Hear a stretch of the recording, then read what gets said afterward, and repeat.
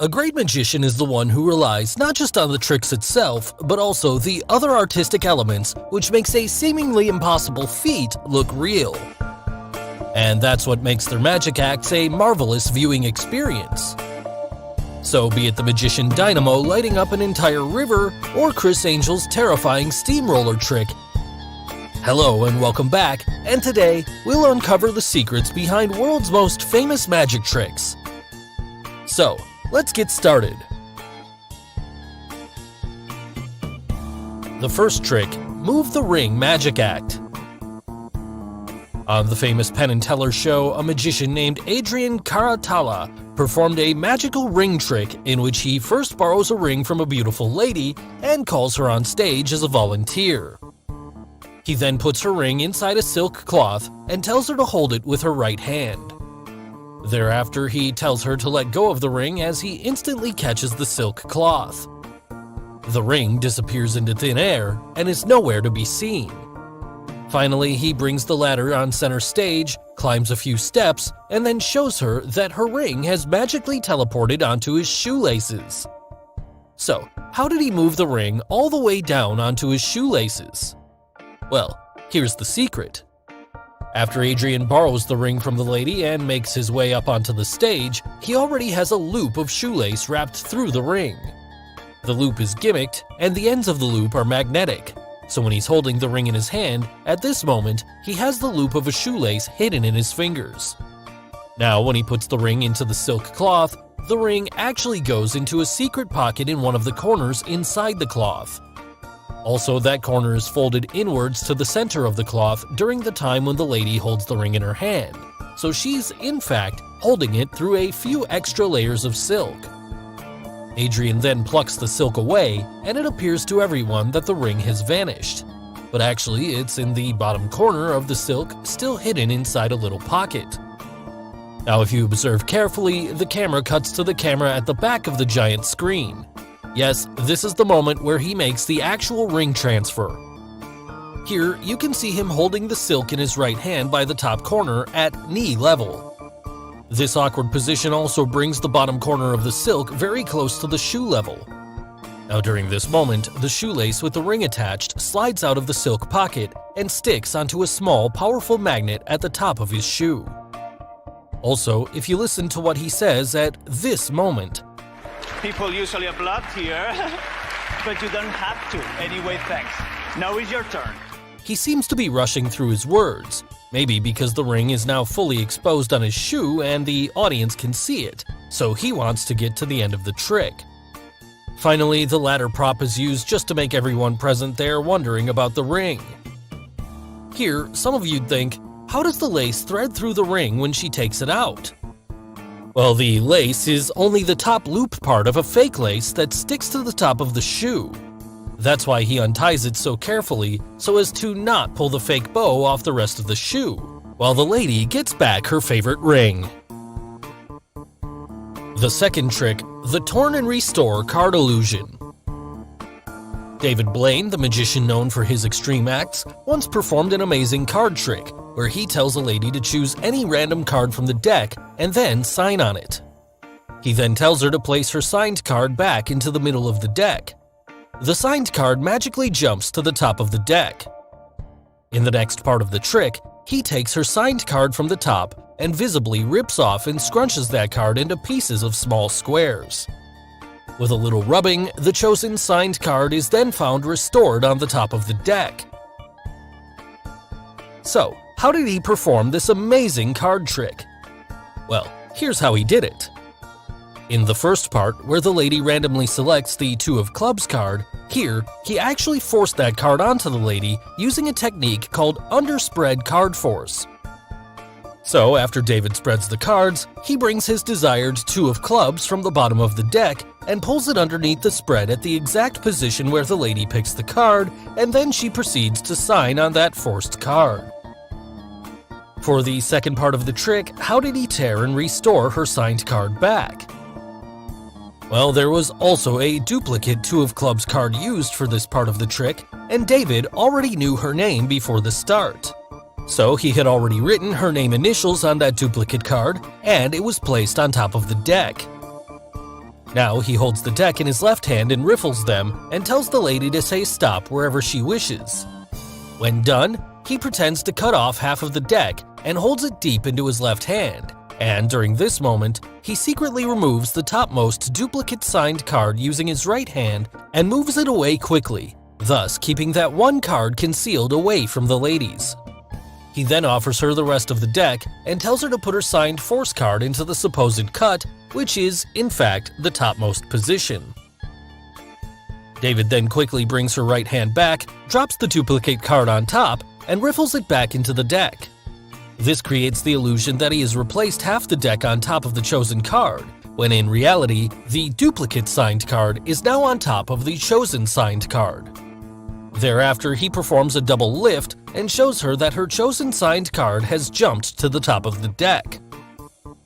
While they talk, he turns both cards over again, and this time around only takes off the topmost card, which is the duplicate card, and proceeds to rip it off into pieces. Now, while rubbing the pieces onto the top of the deck, he gives the deck to the lady, folds the pieces tighter, and makes them magically disappear. Here, he only pretends to transfer the pieces into his left hand and actually keeps it in his right hand, using which he then disposes the torn pieces into his pocket. Finally, the torn pieces vanish as the signed card is magically restored back at the top of the deck. The third trick, lighting up the river illusion. Dynamo, the magician known to perform some incredible-looking acts, performed one such wonderful magic trick on the holy Ganges River in India. During this magical act, Dynamo ignites a flowing lamp in the middle of the river, using just his magical gestures. Thereafter, he lights up the entire river with hundreds of lamps, which amazes everyone around. So, how did he do it? Well, before revealing the secret, if you haven't subscribed to our channel yet, make sure to subscribe and hit the bell icon so that you get instant notifications of our new video uploads. Now, let's quickly get to the secret. Out of all the lamps which Dynamo lights up, only the first one is real, and all the other lamps are electric ones. Yes, since the first lamp he lights up was in close view of the audience. So here, the lighting was done using the chemical properties of sodium and water, and the lamp had sodium present inside it. Since sodium is an alkali metal, and when you mix it up with water, you get a highly reactive exothermic reaction which turns into fire and lights up the lamp. Dynamo then places the first lamp into the river. Thereafter, the lamps, which lit up one by one, were all electric lamps already set up before the trick had started. His assistants controlled the lamps using a remote device and were lit up on Dynamo's gestures, which made this amazing-looking trick possible. The fourth trick, smoke from a banana trick. There's no one like Mario Lopez when it comes to bringing humor in any magic act. Known for his amazing cigarette tricks, here's what he did in this act. He takes out a cigarette and then consumes half of it. Thereafter, he takes out a lighter, lights up the banana, and what do we see? He magically produces smoke from his mouth by lighting up a banana. How's that possible? Well, here's the secret behind the smoke. Considering a scenario in which some of you would think that there's a cigarette hidden inside the banana, and it's that hidden cigarette which produces the smoke. But that's not the case here, and such a setup seems a bit too far-fetched. So the banana here is just a prop in the act, and the smoke is the result of something else. Now, there are various ways to produce smoke from your mouth. One such way is using candy cigarettes. There are some other ways like vaping, inhaling and exhaling, and using the right technique of props. Anyone can create a smoke-like vapor or dust in the air that will fool others into thinking the person is actually smoking. But here, the above props aren't used, and instead the cigarette which Mario eats here is an edible frosty cigarette. The frost is made with the use of liquid nitrogen, which is capable of producing a lot of smoke. So after he lights up the banana, the smoke which comes out of his mouth is all because of that frosty cigarette. So finally, one of the most amazing magic tricks on our list, the terrifying steamroller trick. If it's not terrifying, then it's not a Chris Angel trick. Such is Chris's talent that anyone watching his magic acts are in awe of his performance. In this famous trick performed on the street, you can see Chris walking across a pile of broken glass. He then shockingly holds a plank on those broken glass just to test it and lies down on it. Finally, a huge steamroller runs over him, but to everyone's surprise, Chris is all fine and manages to survive the powerful impact. So, how did he perform this scary stunt? Well, here's the secret. First, he shows the real ones for examination, but the rest of the pieces on which he walks and lies are fake pieces.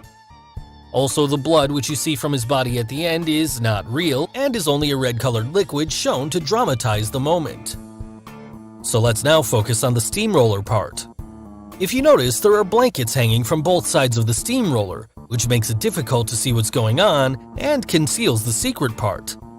To figure out how the trick is done, some of you think either the rollers of the vehicle are made up of flexible material or there's something hidden underneath the carpet.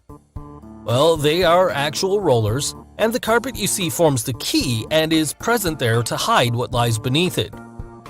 Yes, there is a hole in the ground under the carpet, and that's where Chris's legs and body go when the steamroller runs over it. Also, the hole is filled with some kind of foam which enables Chris to lie on it.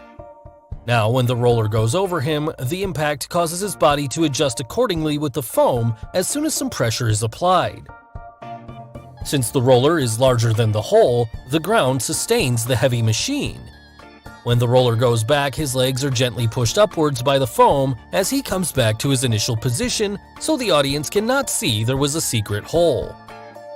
Finally, all Chris had to do is scream like he's actually getting crushed to make the trick appear more dramatic. So guys, hope you got the secrets behind the world's most famous magic tricks. Which one of the 5 tricks did you like the most? And name any other magic trick you would like us to reveal. Tell us in the comments below. Do like and share this video with your friends on social media.